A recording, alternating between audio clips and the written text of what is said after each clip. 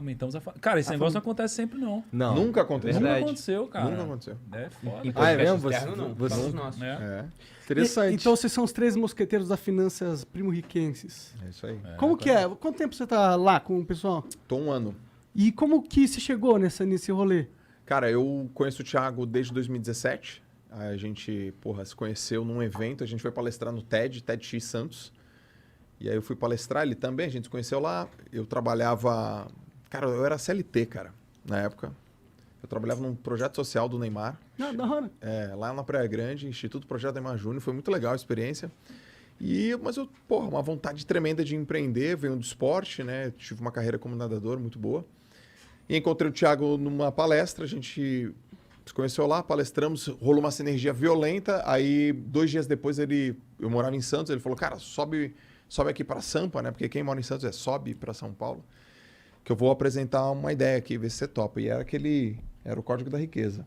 Nossa, lembra disso, cara? Lembra disso, Faz velho? tempo, cara. Um projetaço aí pra gente entender o que tinha por detrás da mentalidade das pessoas milionárias e Pô, bilionárias. mas calma aí, você tá pulando fase, mano. Uai. Contar no momento que a gente se conheceu, cara.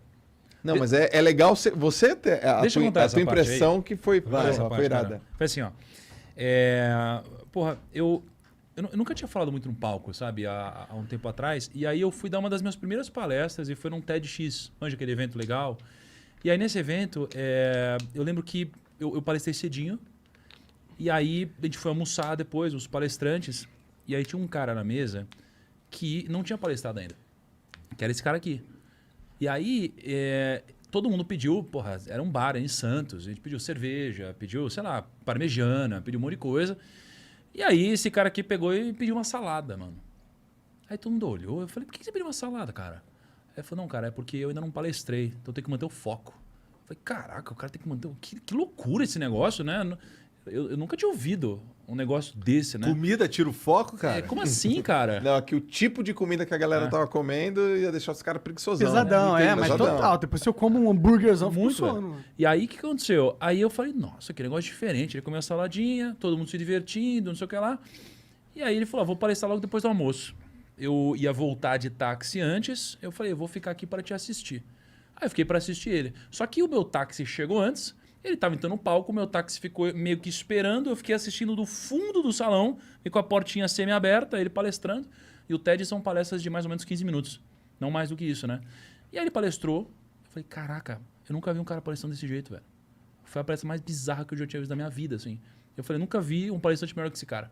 E aí eu peguei, entrei no táxi, e eu falei, eu preciso me conectar com esse cara, que é o Joel. E aí eu falei, precisamos conversar. E foi daí que partiu minha admiração pelo Joel, e eu falei, preciso conhecer esse cara. Foi E aí sobre a o gente que a começou a se palestra conectar. dele? Foi sobre o quê? Alta performance. Alta performance. Entendi. E que tem a ver com tua vida nos esportes também. Tem a ver, cara. Porque em 2017, eu tava, sei lá, no intervalo lá no Instituto Neymar e passei assim no Facebook e vi um cara falando assim, sou a maior autoridade de alta performance do Brasil e tal. E aí naquele dia eu falei pra mim, eu vou ser esse cara. Eu vou ser o maior. Mas não sabia nem como, né? Então a primeira coisa que eu fiz foi isso. O que a turma tá falando sobre alta performance no Brasil? E eu vi que o conceito tava equivocado. De que forma? Porque assim, alta performance, inevitavelmente, tende a haver uma comparação externa.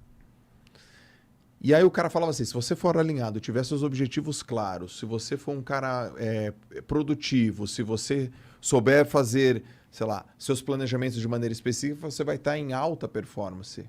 E eu peguei um livro falava disso, outro disso, eu falei, velho, isso não é alta performance. Eu vim do esporte. Alta performance é nadar com um monte de cara e subir no pódio. Isso é alta performance. Fim. Vocês são alta performance. Vocês são topo.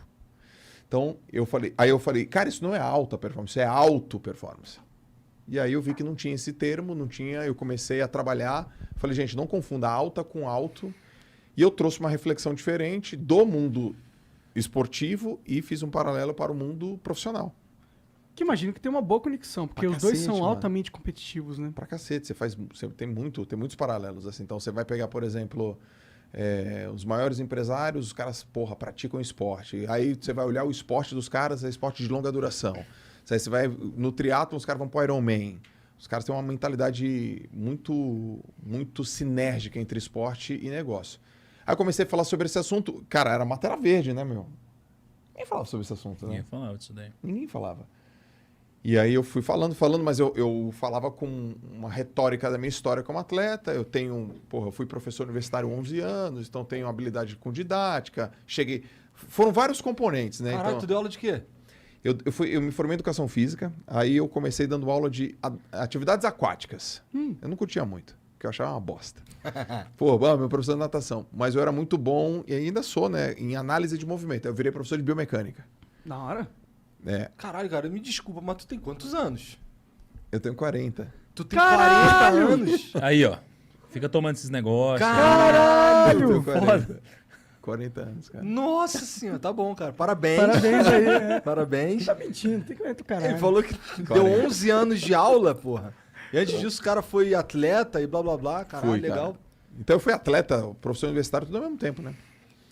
E então, juntou o assunto com a minha didática, com a minha história, com Mata Verde, com timing, conhecer os caras, e o cara gostou de mim, esse aqui gostou de mim, aí a internet estava receptiva. E foi assim que a gente se conheceu. Então a gente tem uma amizade desde 2017, que foi quando eu conheci o Bruno também. Pelo Thiago. É. Eu fui gravar com o Thiago uma vez na Corretora Rico. Na verdade, nem era contigo, era só um dia de gravação que a gente esbarrou lá. E aí o Thiago tava com o Joel. Ele chegou e me apresentou. Perini, tá aqui um cara que lê mais do que você. E aquele era um ano onde eu tava num desafio louco de ler 60 livros, coisa assim. Eu falei, caramba, esse cara lê mais do que eu, esse cara lê muito. Né? Aí fui conversar com o Joel, né? Gostei bastante do Joel de cara. Eu lembro exatamente desse dia. Igual eu lembro do dia que eu conheci o Thiago também, que foi um pouco antes. E não tinha como saber, né? Que 3 anos depois, mais ou menos isso? 4 anos, né? 4 anos depois, a gente ia virar sócio. Mas foi bem bacana. Conheci o Joel, que era um cara diferenciado. Com o Thiago foi a mesma coisa.